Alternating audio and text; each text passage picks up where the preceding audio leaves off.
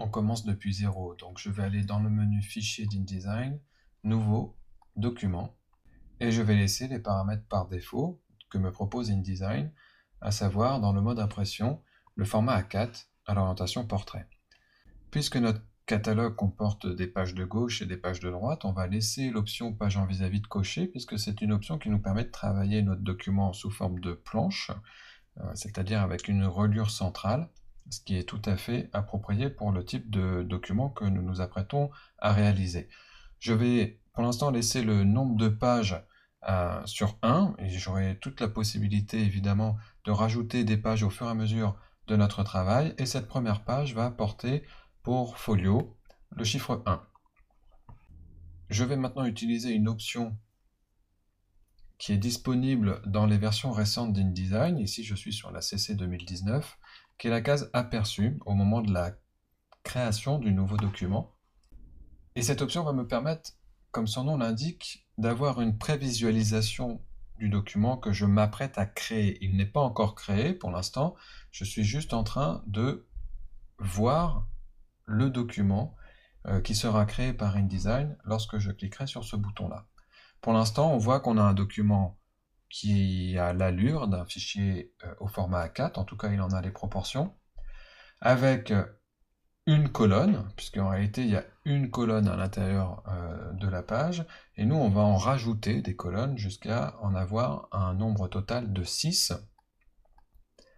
colonnes donc, et 7 mm de gouttières. Les gouttières, c'est l'espace blanc qui sépare les colonnes entre elles. D'accord ? Donc j'ai 6 colonnes et 7 mm de gouttières entre les colonnes.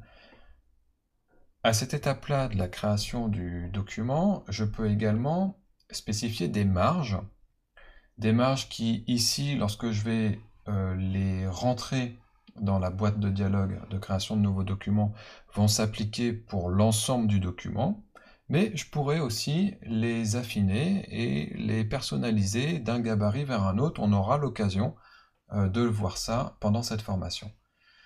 Les marges, lorsqu'on crée un nouveau document, sont par défaut reliées entre elles, c'est-à-dire qu'elles sont toutes égales. InDesign fait en sorte que lorsqu'on définit une marge, par exemple ici celle du haut, les 3 autres marges se modifient également pour rester identiques à la première. Ça ne m'intéresse pas ici, moi dans ce cadre-là, dans cet exercice-là, je voudrais justement avoir des marges légèrement différentes. Et je voudrais, dans un premier temps, avoir 35 mm de marge en haut de ma page, 15 mm en bas dans le petit fond, c'est-à-dire dans la marge interne du catalogue, je voudrais avoir 20 mm, et dans le grand fond, c'est-à-dire la marge à l'extérieur du catalogue, je voudrais avoir 20 mm également.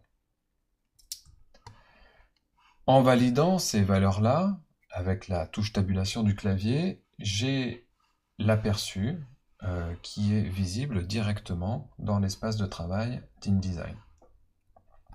Je vais en profiter aussi au moment de la création du document ici pour ajouter des fonds perdus à mon document. Les fonds perdus, ce sont ces zones qui encadrent en quelque sorte nos pages et nos planches et qui vont nous permettre de laisser déborder les images qu'on souhaite avoir à la coupe au moment de la fabrication.